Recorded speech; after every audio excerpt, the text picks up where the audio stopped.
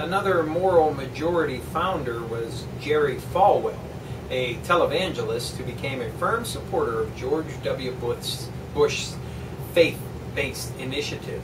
Following the attacks of September 11, 2001, Falwell on Pat Robertson's 700 Club TV show said, "Pagans, abortionists, feminists, gays, lesbians, the ACLU, and everyone else trying to secularize America helped this happen." He was found dead in his office of heart failure on May 15, 2007. That's from Jim Marr's great book, The Rise of the Fourth Reich, Secret Societies That Threaten to Take Over America. That's a Harper Lux book, very good book, highly recommended. Hello and welcome to another edition of the Stench of Truth. There are plenty of things to talk about, and one thing I want you to always remember and never forget, that is that everything that is happening is a distraction to something else. There are always things that are being planned to take advantage of various crises, and there are always contingency operations running. There are counter plans, there are parallel plans, there are perpendicular plans to everything that is going on, you understand. Now, first thing, General McChrystal. You can look back at my McChrystal and Pat Tillman video to learn a little bit about his past. He's been fired for his comments in Rolling Stone. Now, Petreaus has been picked to be his replacement, and you should realize that this plays into the hands of the neocons perfectly well, who seem to be looking towards Petreaus as a 2012 presidential candidate. So one has to wonder whether or not, as we have pondered many times here at the Stench of Truth, whether or not Barry Soetoro is in fact working for the neocons by being a completely useless piece of shit as a Democrat, so that by the time 2012 comes, we can sweep in all of the neocon, so-called conservatives, so-called right-wing Republicrats, so they can rape us of what little wealth we have left, which is in the offing, my friends. Fear not, austerity comes our way, even as we speak. Now, there's also the idea of what's going on in Arizona.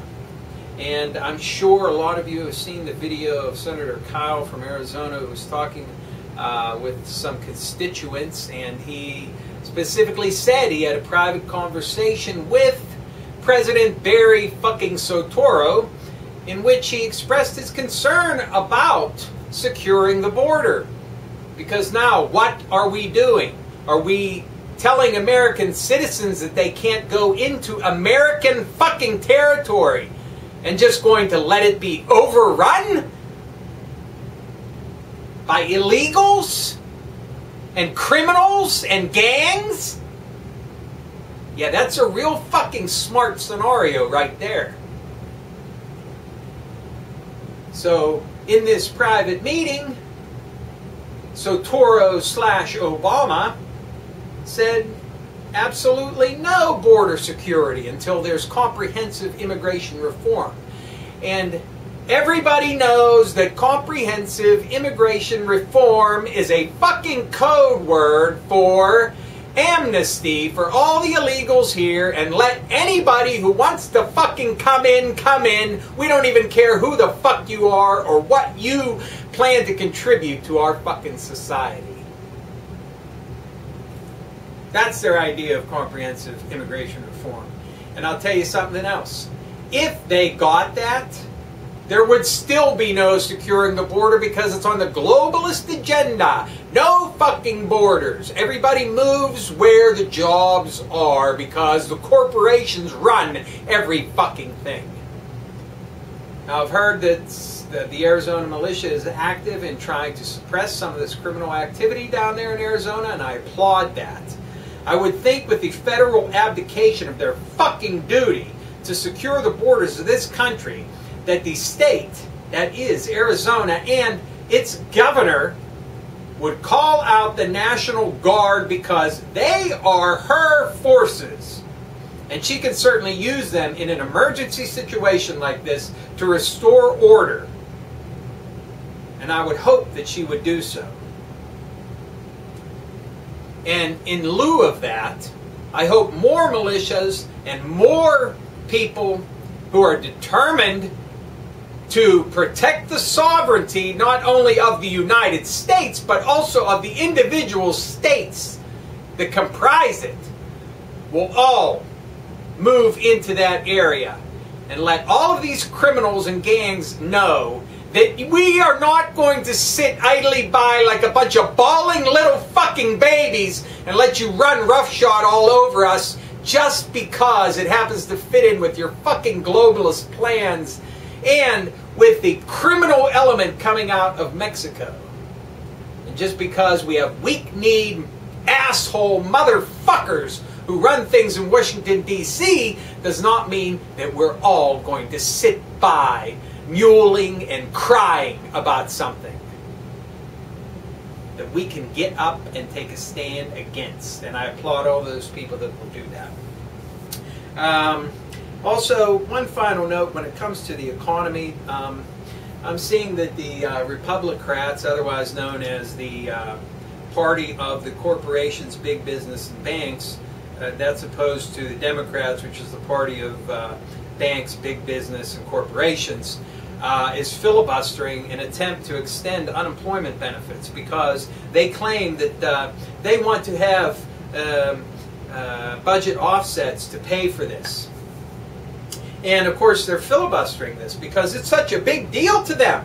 Wow, why, hey, it's a couple $2 billion that might be able to help some people get over a rough time when they haven't had a job in fucking years. I cannot hammer this fucking point home enough. These motherfuckers do not represent us anymore, if they ever did. The very gall and the fucking temerity of anybody in Washington, D.C.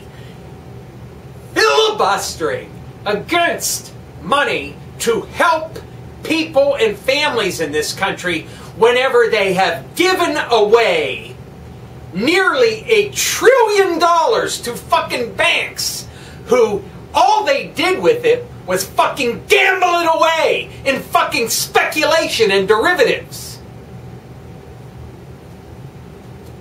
Not to mention the trillions that have been given by the Federal Reserve at near zero interest rates. That is gall. That is temerity. And I pity any of those people who come across the individuals who have been crushed by them. And one final note of warning. There seems to be a lot of sentiment to throw people out of office, and I hope that it's followed through on. But you got to beware of the lame duck atmosphere in Washington, D.C., where all of these people have nothing to lose because they're on their way out. They may just pass all of this shit just to get that final briefcase full of cash from their corporate masters. That includes cap and trade and all the other bullshit that's become stagnant. So keep your eyes on that. Thank you. Good night. One last note on Afghanistan. I just wanted to mention very quickly that you know, the McChrystal firing is also indicative of a distractionary policy on the part of the administration in order to turn your eyes away from the fact that we are getting our asses kicked and losing. And when I say we, I mean the United States military and the NATO forces, not us who are opposed to this fucking boondoggle war. So bear this in mind. This is a distraction. It's meant to make you think that this is poor judgment on the part of a leader. And this leader, McChrystal, has not made the correct decisions in the field either. And that's why we are suffering in Afghanistan, and not because we are losing to an enemy that is very, very difficult to beat.